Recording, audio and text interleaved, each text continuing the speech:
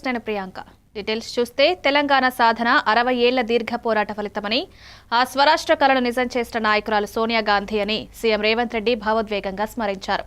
తెలంగాణ ప్రజల ఆశలు, అభిలాషలు నెరవేర్చడమే తమ ప్రభుత్వ అసలైన ధ్యేయమని తెలిపారు. అభివృద్ధి, సమగ్ర సంక్షేమం, స్వాభిమానంతో నిండిన పాలన అందరికీ అందేలా పనిచేస్తామన్నారు. రాష్ట్రాన్ని కొత్త దిశలో ముందుకు తీసుకువెళ్లేందుకు ఈ నెలలో నిర్వహిస్తున్న తెలంగాణ రైజింగ్ గ్లోబల్ సమ్మిట్ కీలక మలుపు అవుతుందని సీఎం పేర్కొన్నారు. ప్రపంచ దేశాలకు సంబంధించిన 100 దేశాల ప్రతినిధులకు ఈరోజు తెలంగాణ రాష్ట్రం ఆతిథ్యం ఇస్తున్నప్పుడు, ఇంత గొప్ప లక్ష్యాన్ని కార్యక్రమం పెట్టుకున్నప్పుడు ఆ తల్లి ఆశీర్వాదం తీసుకోవాలి కదా.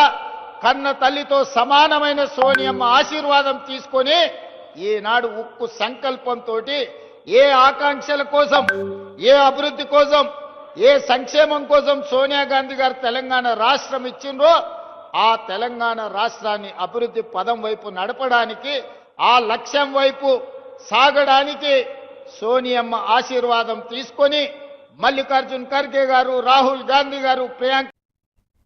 డిప్యూటీ సీఎం పవన్ కళ్యాణ్ తన రాజకీయ ప్రయాణంపై ముఖ్య వ్యాఖ్యలు చేశారు. గుర్తింపు, హోదా, పదవులపై ఎలాంటి ఆశలు లేవని స్పష్టం చేస్తూ ప్రజా సమస్యల పరిష్కారం, రాష్ట్ర అభివృద్ధిపై నిలిచే రాజకీయాలనే తాను నడిపిస్తున్నానన్నారు. రాష్ట్రంలో కూటమి ప్రభుత్వం కనీస 15 ఏళ్లు కొనసాగాల్సిన అవసరం ఉందని పవన్ తెలిపారు. స్థిరత్వం ఉన్న ప్రభుత్వమే సమగ్ర అభివృద్ధి సాధించగలదన్నారు.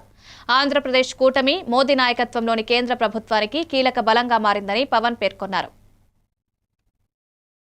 గుర్తింపు కోరుకోలేదు, మెంబర్షిప్ కోరుకోలేదు, ఏది కోరుకోలేదు, ఒక పదవి కానీ నాకున్నది ఏంటంటే అసలు ధైర్యం సమాజంలో కోల్పోతే మటుకు చాలా డేంజరస్.